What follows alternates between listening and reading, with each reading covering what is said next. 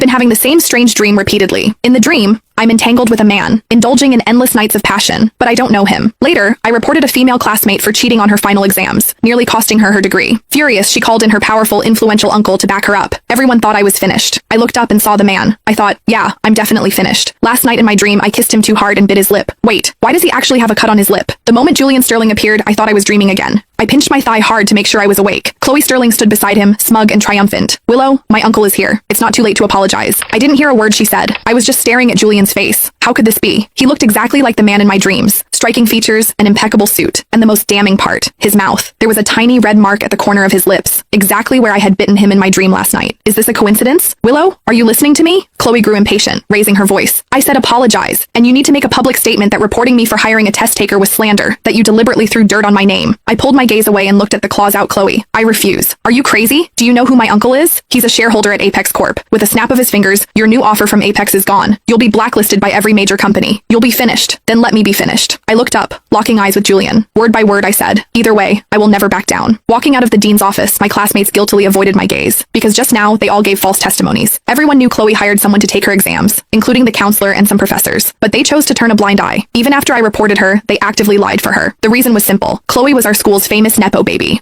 The Sterling family was already rich, but ever since her uncle Julian took over the family business, their wealth skyrocketed like a rocket. From malls to theme parks in this city, he built them. Julian also had stakes in many major corporations. Offending Chloe meant offending Julian. Even though this tycoon wasn't even 30 yet, he was already a powerful figure no one dared to cross. Except me, the thorn in everyone's side. If the report was substantiated, Chloe might not graduate. Panicked, she summoned her uncle, who was on a business trip abroad, to back her up. My roommate followed me, trying to persuade me earnestly. Why bother? We're about to graduate. Just endure it and it'll pass. You endure it if you want. I won't. Sigh, her uncle is powerful. There's nothing we can do. That's not what you said when she copied your thesis. My roommate choked, unable to refute. Chloe was in our dorm. She was arrogant and looked down on everyone, but she bullied me the hardest. At first, I didn't understand why. Later, I found out it was because of a senior. Chloe used to have a huge crush on him. One day, I accidentally wore the same jacket as him. People teased us, saying we were wearing couple outfits. The senior smiled and said just 2 words. My honor. Chloe held a grudge against me for that. Yes, for something that petty. In fact, I didn't even have that senior's number. Chloe liked many boys afterward, but her hatred for me never changed. I returned to the dorm and continued organizing evidence of Chloe's cheating. Around me, my roommates started gossiping. Did you guys see Julian Sterling today? I did. He's even younger than I thought. I heard he's only 7 years older than Chloe. So handsome. Oh my god. Does anyone know if he's married? Does he have a girlfriend? Chloe says he does. But even if he were single, we wouldn't stand a chance. People like that are too far out of our league. True. Listening to their conversation, I zoned out slightly. I thought of the strange dreams I'd been having lately. In the dream, Julian shed his impeccable suit, and I let go of all my defenses. Sinking, venting. We couldn't speak in the dream, only possessing each other through action. But the strange thing was, before today, I didn't know Julian. So how could I dream of him? Thinking about it,